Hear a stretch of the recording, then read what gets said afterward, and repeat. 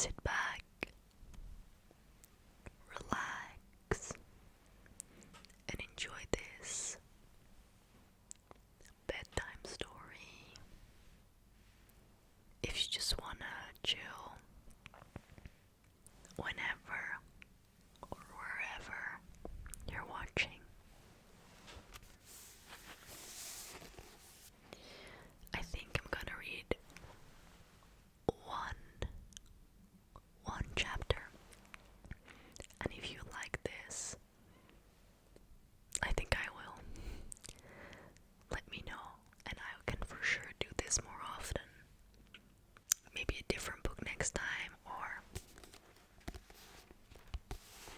we can read the entire series together. Who knows? Before we start, look at how beautiful this book is. Oh my god. My goodness. I love the art on this.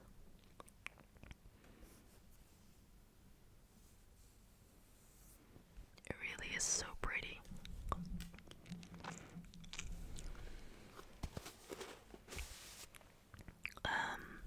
One last thing.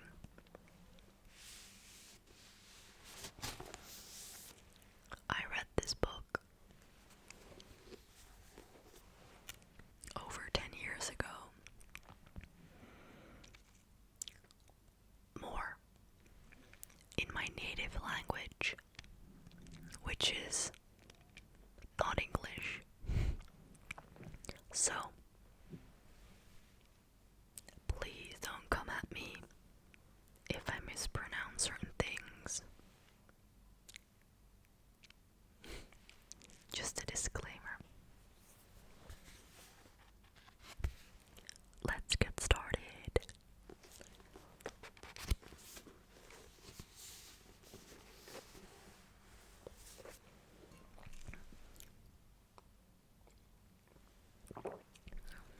Okay.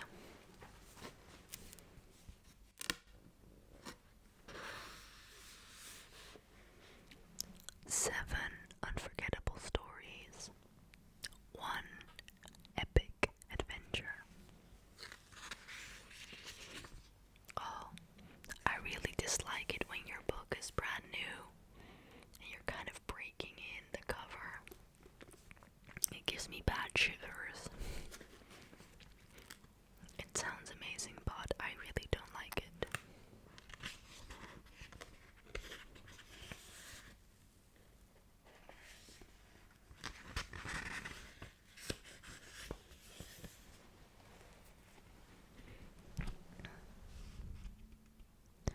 Chapter 1. The boy who lived.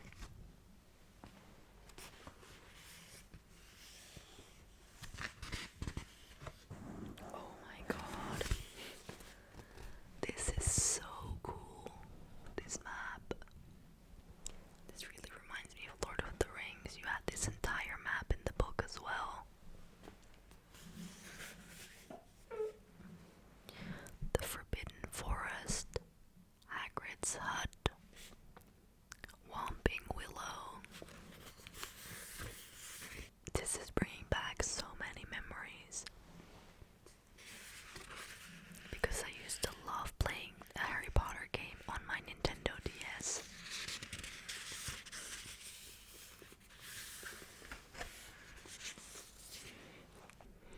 Mr. and Mrs. Dursley of number 4 Privet Drive were proud to say that they were perfectly normal. Thank you very much. They were the last people you expect to be involved in anything strange or mysterious, because they just didn't hold with such nonsense. Mr. Dursley was the director of a firm called Grunnings, which made drills. He was a big, beefy man with hardly any neck, although he did have a very large mustache. Mrs. Dursley was thin and blonde and had nearly twice the usual amount of neck, which came in very useful as she spent so much of her time craning over garden fences, spying on the neighbors. The Dursleys had a small son called Dudley, and in their opinion there was no finer boy anywhere.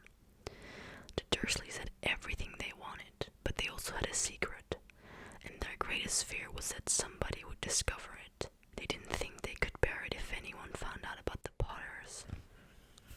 Mrs. Potter was Mrs. Dursley's sister, but they hadn't met for several years. In fact, Mrs. Dursley pretended she didn't have a sister, because her sister and her good-for-nothing husband were as un-Dursleyish as it was possible to be. The Dursleys shuddered to think what the neighbors would say if the Potters arrived in the street. The Dursleys knew that the Potters had a small son, but they had never even seen him. This boy was another good reason for keeping the Potters away. They didn't want Dudley mixing with a child like that.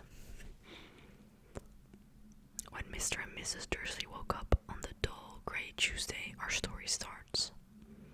There was nothing about the cloudy sky outside to suggest that strange and mysterious things would soon be happening all over the country. Mr. Dursley hummed as he picked out his most boring tie for work, and Mrs. Dursley gossiped away happily as she wrestled a screaming Dudley into his high chair.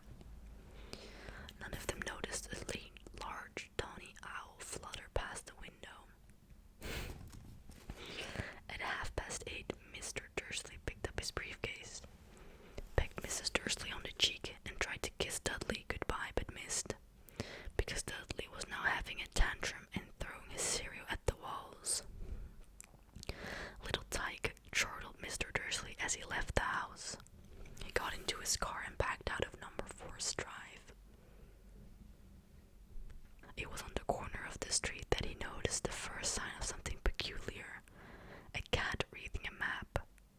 For a second, Mr. Dursley didn't realize what he had seen. Then he jerked his head around to look again. There was a tabby cat, standing on the corner of Privet Drive, but there wasn't a map in sight. What could he have been thinking of? It must have been a trick of light. Mr. Dursley blinked and stared at the cat. It stared back. As Mr. Dursley drove around the corner and up the road, he watched the cat in the mirror. It was now reading the sign that said Privet Drive. No, looking at the sign. Cats couldn't read maps or signs. Mr. Dursley gave himself a little shake and put the cat out of his mind. As he drove towards town, he thought of nothing except a large order of drills he was hoping to get today. But on the edge of town, drills were driven out of his mind by something else. As he sat in the usual morning traffic jam, he couldn't help noticing that there seemed to be a lot of strangely dressed people about. People in cloaks. Mr. Dursley couldn't bear people who dressed in funny clothes, the get-ups you saw in young people. He supposed this was some stupid new fashion. He drummed his fingers on the steering wheel, and his eyes fell on a huddle of these weirdos standing quite close by. They were whispering excitedly together. Mr. Dursley was enraged to see that a couple of them weren't young at all. Why, that man had to be older than he was, and wearing an emerald green cloak. The nerve of him. But then it struck Mr. Dursley that this was probably some silly stunt. These people were obviously collecting for something. Yes, that would be it.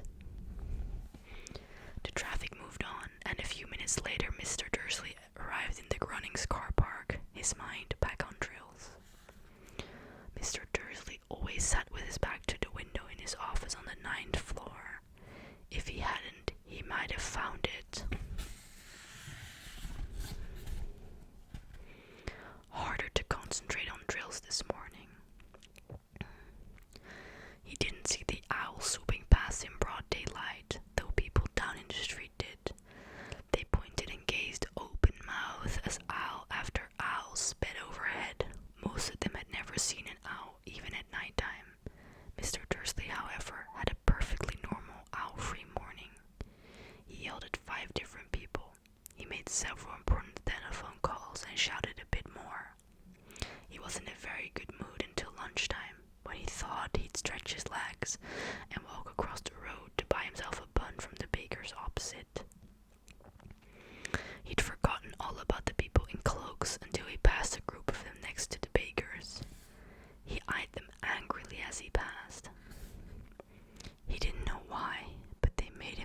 uneasy. This lot were whispering excitedly too, and he couldn't see a single collecting tin. It was on his way back past them, clutching a large donut in a bag, that he caught a few words of what they were saying. The Potters, that's right, that's what I heard. Yes, their son Harry. Mr. Dursley stopped dead. Fear flooded him. He looked back at the whisperers as if he wanted to say something to them, but thought better of it. He dashed back on the road.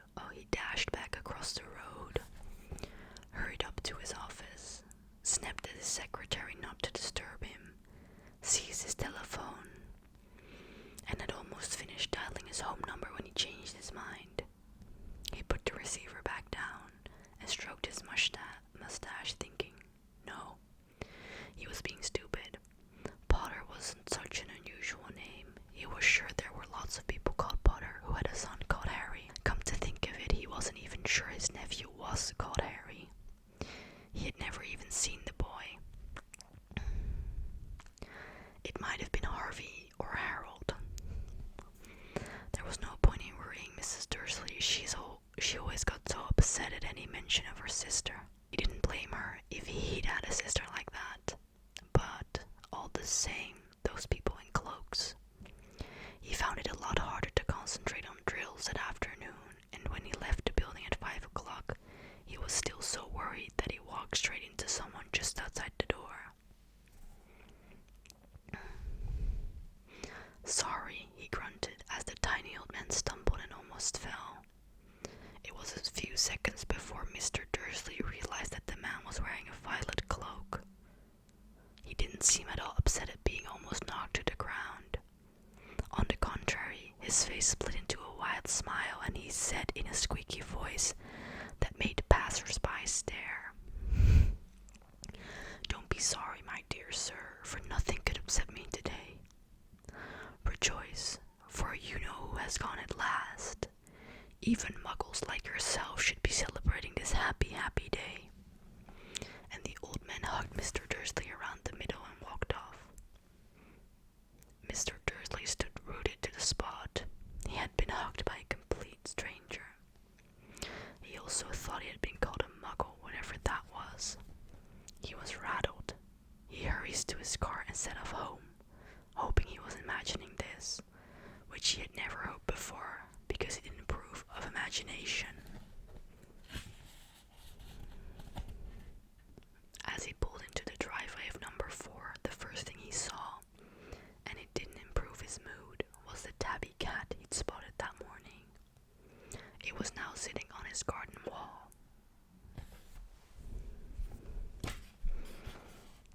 He was sure it was the same one. It had the same markings around its eyes. "Shoo," said Mr. Dursley loudly. The cat didn't move. It just gave him a stern look. Was this normal cat behavior? Mr. Dursley wondered. Trying to pull himself together, he let himself into the house. He was still determined not to mention anything to his wife. Mrs. Dursley had had a nice normal day. She told him over dinner all about Mrs. Nextdoor's problems with her daughter, and how Dudley had learned a new word, shan't. Mr. Dursley tried to act normally. When Dudley had been put to bed, he went into the living room in time to catch the last report on the evening news. And finally, bird watchers everywhere have reported that the nation's owls have been behaving very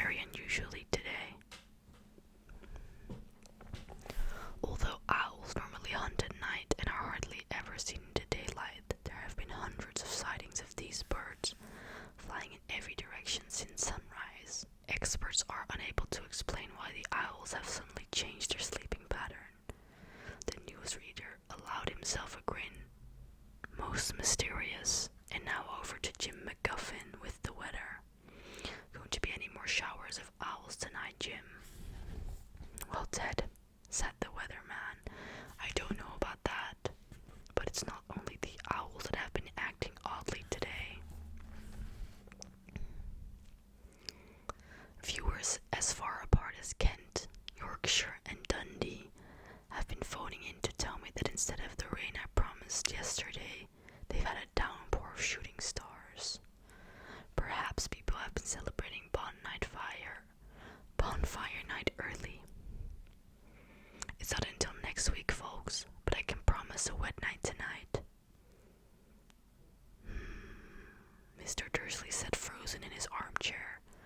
Shooting stars all over Britain, owls flying by daylight, mysterious people in cloaks all over the place, and a whisper about the Potters.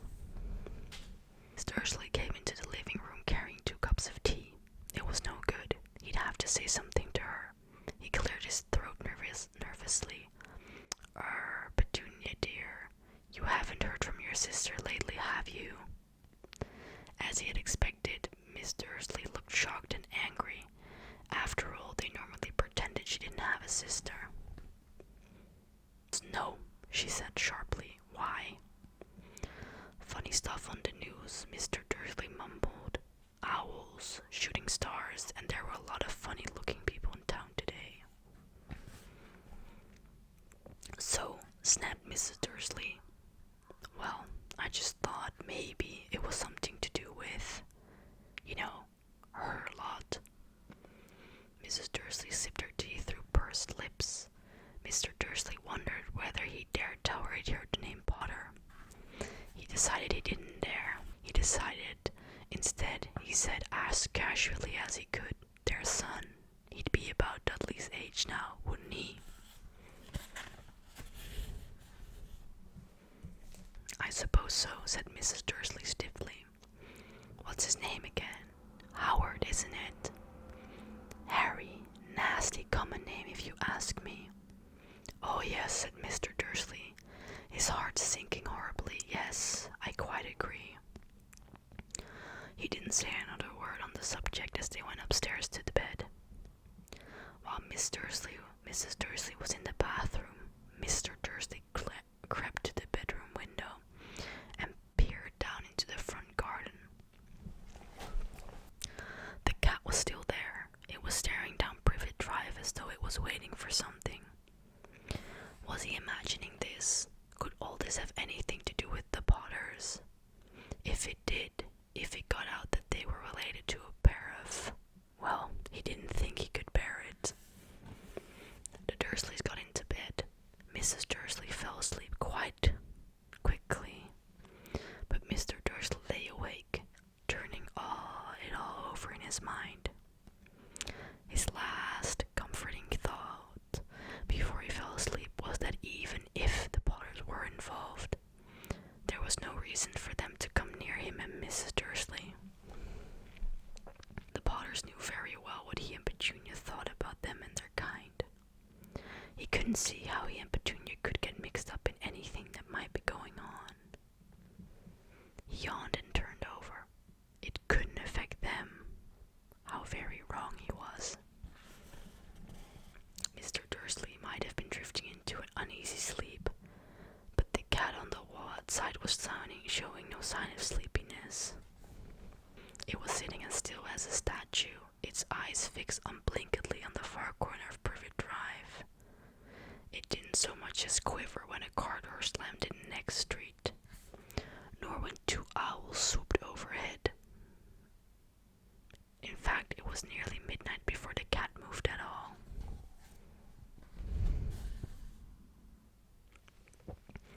A man appeared on the corner the cat had been watching. Appeared so suddenly and silently, you'd have thought he just popped out of the ground. The cat tails twitched and its eyes narrowed. Nothing like this man had ever been seen in Privet Drive. He was tall, thin, and very old, judging by the silver of his hair and beard, which were both long enough to tuck into his belt. He was wearing long robes, a purple cloak, which swept the ground, and high-heeled buckled boots. His blue eyes were light, bright, and sparkling behind half-moon spectacles, and his nose was very long and crooked. I knew it, as though it had been broken at least twice. This man's name was Albus Dumbledore.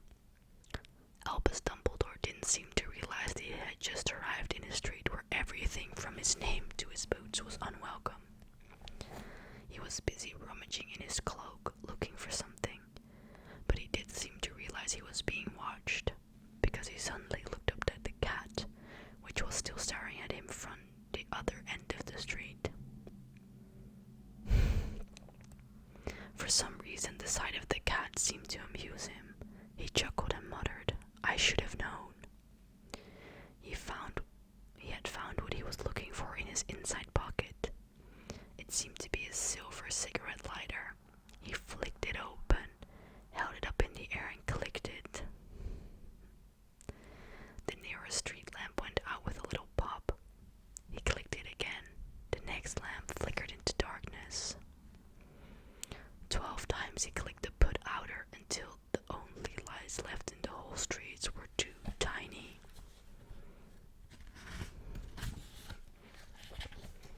pinpricks in the distance, which were the eyes of the cat watching him.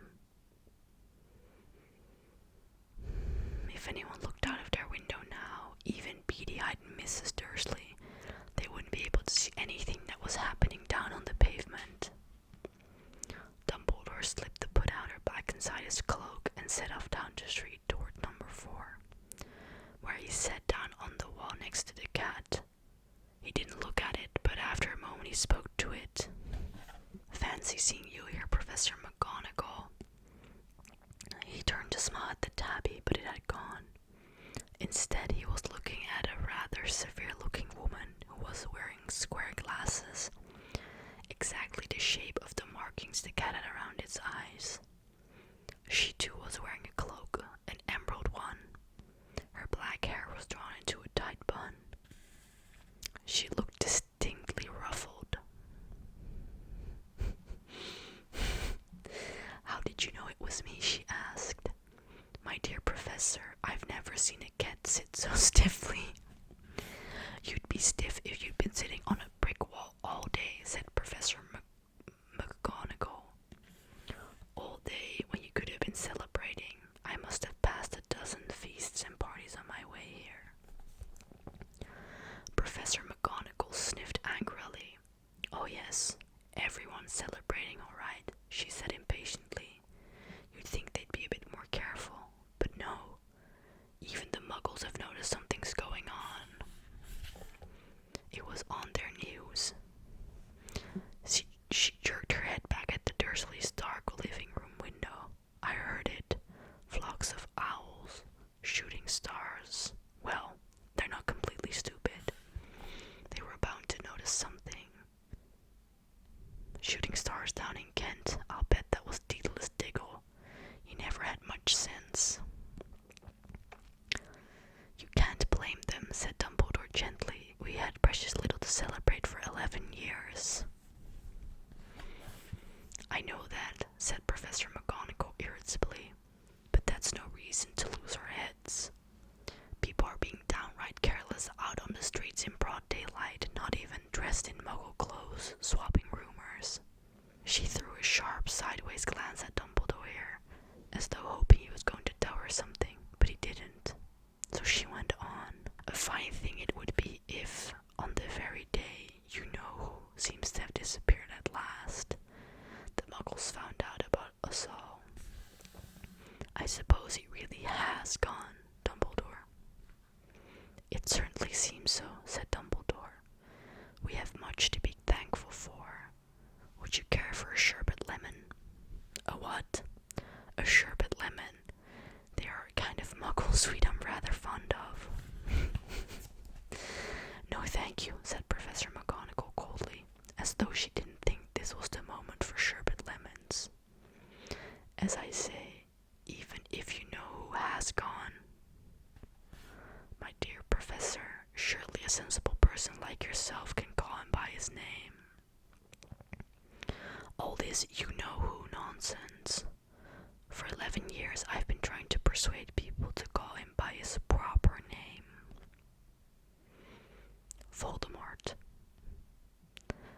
Professor McGonagall flinched, but Dumbledore, who was unsticking 2 sherbet lemons, seemed not to notice. "It all gets so confusing. If we keep saying you-know-who, I have never never seen any reason to be frightened of saying Voldemort's name. I know you haven't, said Professor McGonagall, sounding half exasperated, half admiring, but you're different. Everyone knows you're the only one you know. Oh, alright. Voldemort was frightened of. You flatter me, said Dumbledore calmly. Voldemort had powers I will never have. Only because you're too, well, noble to use them. It's lucky it's dark. I haven't blushed so much since Madame Pomfrey told me she liked my new earmuffs. Professor McGonagall shot a sharp look at Dumbledore and said, the owls are nothing to the rumors that are flying around. You know what everyone's saying about why he's disappeared, about what finally stopped him.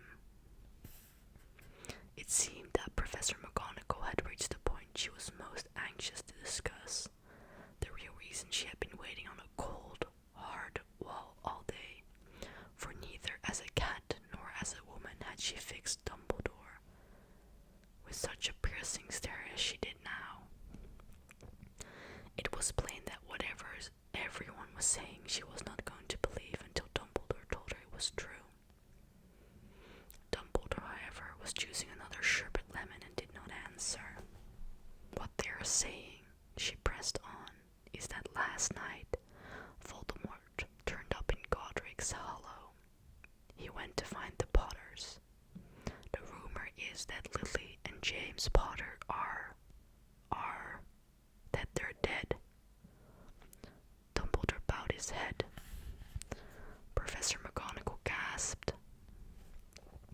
Lily and James. I can't believe it. I didn't want to believe it. Oh, Albus. Dumbledore reached out and patted her on the shoulder. I know, he said heavily. Professor McGonagall's voice trembled as she went on. That's not all. They're saying he tried to kill the Potter's son, Harry, but he couldn't. He couldn't kill that little boy. No one knows why or how, but they're saying that when he couldn't kill Harry Potter, Voldemort's powers somehow broke, and that's why he's gone. Dumbledore nodded glumly. It's true, faltered Professor McGonagall. After all he's done, all the people he's killed, he couldn't kill a little boy. It's just astounding of all the things to stop him. But how in the name of heaven did Harry survive? We can only guess, said Dumbledore. We may never know. Professor McGonagall pulled out a lace handkerchief and dabbed at her eyes beneath her spectacles. Dumbledore gave a great sniff as he took a golden watch from his pocket and examined it. It was a very odd watch. It had 12 hands, but no numbers. Instead, little planets were moving around the edge. It must have made sense to Dumbledore, though, because he put it back in his pocket and said, Hagrid's late. I suppose it was he who told you I'd be here, by the way. Yes, said Professor McGonagall, and I don't suppose you're going to tell me why you're here of all places.